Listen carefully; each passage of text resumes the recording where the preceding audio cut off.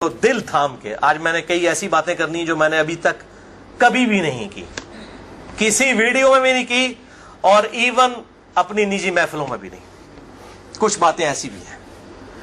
کیونکہ ظاہر ہے کہ اب محرم کا مہینہ ہے تو میں اس کو کھول کے پھر ذرا چیزوں کو بیان کر دوں۔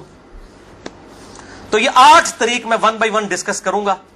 پہلے 2-3 ذرا ڈیٹیل سے ہیں، پھر ساتھ انشاءاللہ باقی وہی الفاظ ریپیٹ ہوں گے۔ غدیر خم کی حدیث کا پہلا طریق صحیح مسلم میں انٹرنیشنل نمبر کے مطابق 4 طرق ہے اس کے، 6225 سے لے کر 6228 تک سیدنا علی کے فضائل والے چیپٹر میں۔ اس کا جو پہلا طریق ہے، طرق کہتے ہیں جمع کو، طریق کہتے ہیں ایک، یعنی جو روایت کی سند چل رہی ہوتی ہے اس کو ہم کہتے ہیں اس طریقے سے آئی ہے، اس وے سے آئی ہے، اس چین سے آئی ہے۔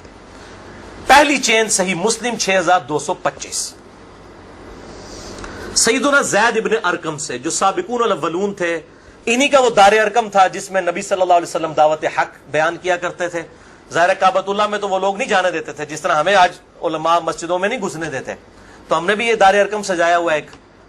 تو زید ابن ارقم رضی اللہ تعالی عنہ وعلیہ السلام روایت کرتے ہیں، ان کے پاس کچھ تابعین آئے، صحیح مسلم 6225۔ انہوں نے کہا زید آپ کتنے خوش نصیب ہیں، شروع میں آپ نے اسلام قبول کر لیا، نبی صلی اللہ علیہ وسلم کے ساتھ آپ نے نمازیں پڑھی، آپ کے ساتھ جہاد کیا، آپ صلی اللہ علیہ وسلم سے ڈائریکٹ حدیثیں سنی، آپ کی صحبت کی، آپ تو بہت خوش نصیب ہیں۔ ہم آپ کے پاس صرف اس لیے آئے ہیں کہ آپ ہمیں کوئی ایسی بات سنائیں جو خود آپ صلی اللہ علیہ وسلم سے آپ نے سنی ہو۔ تو زید ابن ارقم نے کہا کہ میں بہت بوڑھا ہو چکا ہوں، ساری باتیں تو مجھے یاد نہیں ہیں، اس لیے میری معذرت قبول کرو، البتہ ایک کریٹیکل بات مجھے یاد ہے کہ آپ صلی اللہ علیہ وسلم جب حجۃ الوداع سے واپس آ رہے تھے اپنی وفات سے تقریباً 3 مہینے پہلے، تو مکے اور مدینے کے درمیان ایک خم نامی جگہ تھی، پانی کے لیے پڑاؤ کیا غدیر خم پہ، اور یہ بات ہے 18 ذوالحجہ 10 ہجری کی، اور 11 ہجری میں آپ صلی اللہ علیہ وسلم کی وفات ہو گئی، ربیع الاول میں، تاریخ کنفرم نہیں لیکن دن سوموار تھا، صحیح بخاری میں آتا ہے۔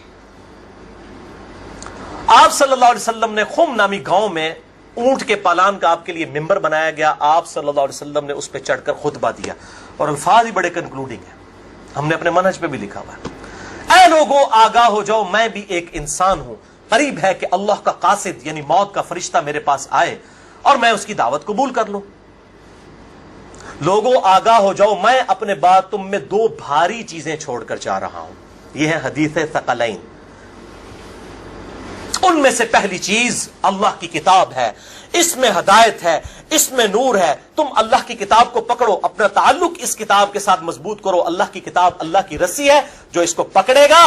ہدایت پر ہوگا، جو چھوڑ دے گا گمراہ ہو جائے گا۔ پھر زید ابن ارقم کہتے ہیں آپ صلی اللہ علیہ وسلم ترغیب دلاتے رہے، اللہ کی کتاب، اللہ کی کتاب، اللہ کی کتاب، لیکن امت نے چھوڑ دی کتاب۔